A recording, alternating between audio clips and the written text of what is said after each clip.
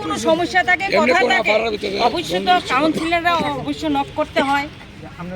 যেহেতু জনপ্রতিনিধি আছে আমরা পাড়ার মধ্যে এলাকার মধ্যে, আমরা সুখে দুঃখে পাশে সবসময় যিনি আমরা হেল্প করেন সাহায্য করেন, তাহলে আমরা ভালো খারাপটা আমরা কাউন্সিলররা অবশ্যই আমরা জানাই। যেমন উপস্থিত ছিল, এখনো আছে। তো এই যে বিষয়গুলি কাউন্সিলরে জানে না কেন ধরে আনছি, কি কারণে ইয়া করছে, কেন ধরে আনবো। কথা থাকলে কাউন্সিলর নক করতো যে একটা কথা আছে, কাউন্সিলর কাছে দায়িত্ব দিতে পারতো যে আপনি এমুক লোকটারা নিয়ে আয়, কথা আছে জানে তো। তাহলে কাউন্সিলর দরকার কি? তুলে জনপ্রতিনিধি কি দরকার? তাহলে আইনের মধ্যে যদি না থাকে, আইনগত যদি কোনো যদি ডিসিপ্লিনই না থাকে, তাহলে তো কোনো মানে নাই জনপ্রতিনিধি।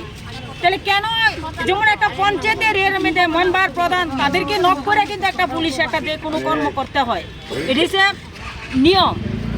কারণ যেহেতু এলাকাবাসী কেউই জানে না একটা লোকের সমাজ কল্যাণের লেগে এলাকার রাস্তার লেগে এত সুন্দর করে রাস্তাটা হওয়ার লেগে যে পরিকল্পনাটা, সেই পরিকল্পনাটার লেগে হয়তো কেউ দুই চার কথা বেশি কেউ একটু কম সবাই এত কথার ধরন ভালো জানে না, কেউ কথার ধরন একটু সুন্দর আছে, যে কইতে পারে সেই একটু ভালো ভালো কথা কোনের চেষ্টা করে বা তারে দিয়ে কোয়া এলাকাবাসীর মতামত নিয়ে তো সেই কাজগুলি করা হয়। কিন্তু দেখা গেছে কি যে একটু কথাবার্তা কইতাছে না তাকেই একটা যাতা দিতেইব।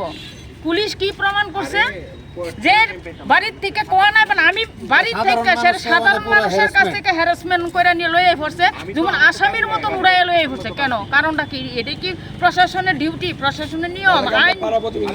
তাহলে তো আমরা পাড়া প্রতিবেশী সবাই তুলে অ্যারেস্ট হতো, সবাইকে উড়াই আনতে পারতো।